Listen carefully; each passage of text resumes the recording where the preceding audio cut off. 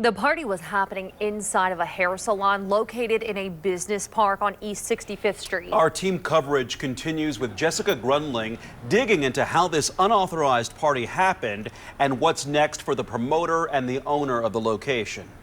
Monday morning, the entrance to 5168 East 65th Street is boarded up, a bullet hole in the window.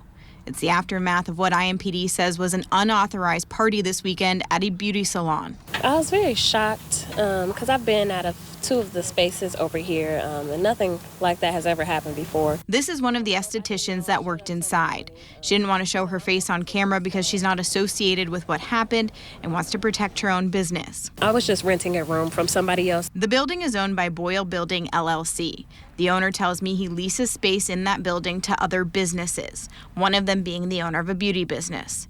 She told WRTV she rented part of the space to a 19-year-old woman Saturday night for a dance competition and Halloween costume contest. No one under 18 was supposed to be there, and it was a maximum of 75 people. But that's not what happened. IMPD says it was a party promoted to hundreds of people on social media, and there was more than 100 there when shots rang out. The obvious question arose, how does that happen? So that's what we're going to work on going forward. Now Indianapolis City County Council and IMPD are looking at what steps will come next. Event centers are usually in certain zoned areas for a reason. A salon area and a light industrial area is not intended to accommodate a midnight party with hundreds of underage people drinking. That's why we have zoning. So that is an area that on the council we will be looking at closely. And who will be held responsible. Snapchat was one and Cash App was the other.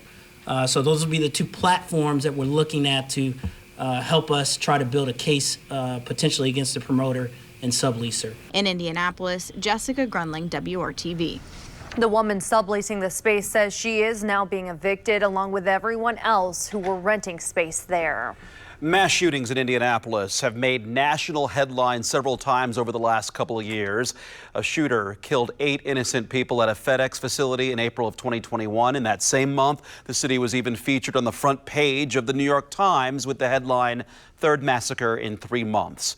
Following this latest mass shooting and with a mayoral election just days away, we turn to Mayor Joe Hogsett and his GOP challenger Jefferson Shreve to get their perspectives on this type of violence that keeps happening and what needs to happen.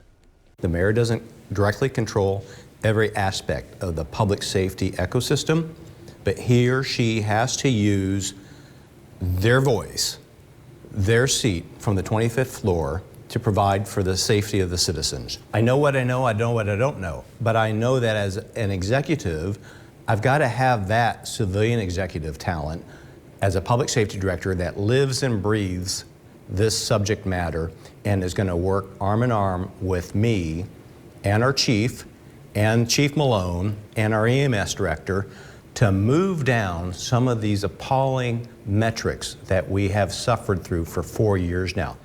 Meantime, Mayor Hogsett released a statement saying he is frustrated and angry about the Halloween party shooting. He said, quote, "There are far too many guns in the hands of those who have no business having them, and shocking violence is too often the result.